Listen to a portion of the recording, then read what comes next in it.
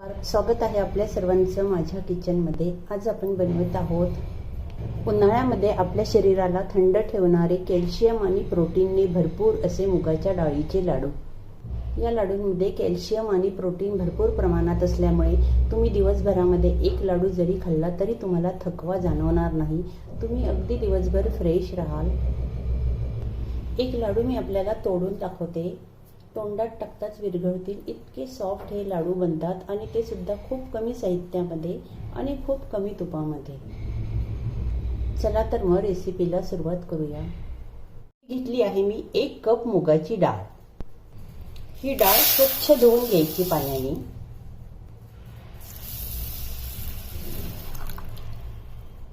ही स्वच्छ धुवून घेतल्यानंतर याला आता आपण एखाद्या गाळणीमध्ये काढून घ्यायची। थोड्या वेळ आता या डाळीला काय करायचं, पंख्याखाली ठेवायचं, कपड्यावर पसरवून किंवा अशीही ठेवली तरीही सुकून जाईल। डाळ मी सुकायला ठेवली तोपर्यंत आता ही खडी साखर घेतली आहे मी अर्धा कप। आता हे लाडू करताना मी साधी साखर नाही वापरणार आहे, कारण खडी साखर ही थंड असते आणि उन्हाळ्यामध्ये तर ही खूप चांगली असते आपल्या शरीरासाठी। खडी साखर मिक्सरच्या भांड्यामध्ये टाकून याची बारीक पावडर करून घ्यायची। खूप पटकन अशी पावडर होते, याला वेळ नाही लागत। ही पावडर मी आता एका बाउलमध्ये काढून ठेवते, कारण मिक्सर आपल्याला आता डाळीसाठी लागणार आहे। फक्त 5 मिनिट मी डाळ फॅन खाली ठेवली होती कपड्यावर, ती सुकली। गॅसवर कढई तापायला ठेवली मी, त्यात ही डाळ टाकते।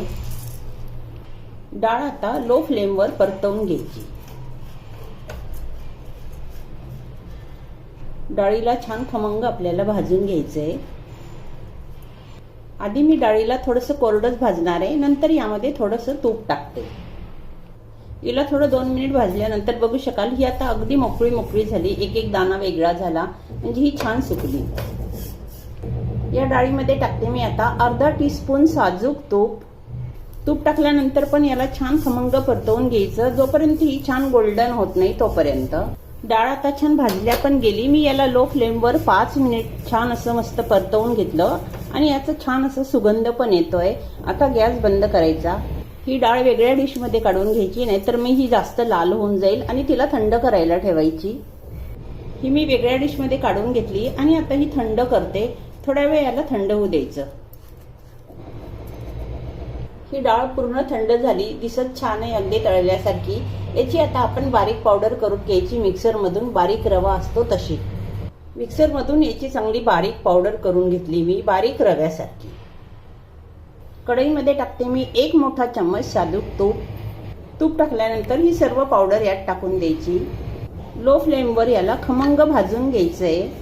हाय फ्लेमवर हे परतवू नका, लो फ्लेमवरच परतवा। छान खमंग परतवल्या गेलं पाहिजे। थोडंसं परतवल्यानंतर यात टाकते मी आणखी 1 टेबलस्पून साजूक तूप। हे सुद्धा व्यवस्थित मिक्स करून घ्यायचं। मुगाच्या डाळीचा किती सुंदर कलर आलेला आहे बघा आपण। हे थोडं भाजल्यानंतर याचा छान आता खमंग असा सुगंध येतोय। याला मी एका साईडला करते। यात पुन्हा मी थोडंसं अगदी थोडंसं तूप टाकलं। या आहेत टरबूजाच्या बिया, मगजच्या बिया। या थंड असतात। या 1 मोठा चम्मच भरून या बिया घेतल्या मी आणि या भाजून घ्यायच्या। इथे आपण ड्रायफ्रुट्स नाही वापरायचे, कारण उन्हाळ्यामध्ये ड्रायफ्रुट्स गरम पडतात, त्याच्यामुळे ड्रायफ्रूट नाही टाकायचे। आणि या बिया थंड असतात। याला थोडंसं गोल्डन करून घ्यायचं। आता या छान झाल्या, याला खमंग पुन्हा भाजून घ्यायचं एकत्र करून।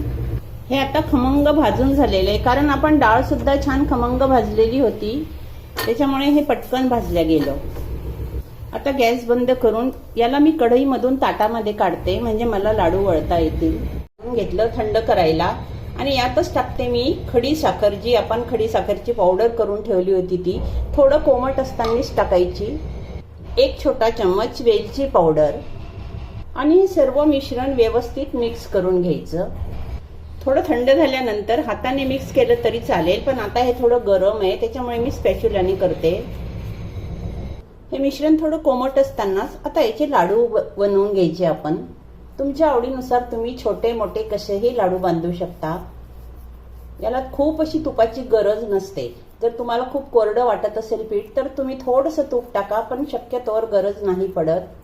आणि साखर सुद्धा यात तुम्ही तुमच्या आवडीप्रमाणे कमी जास्त करू शकता. जर गोड कमी आवडत असेल तर तुम्ही साखर कमी घ्या.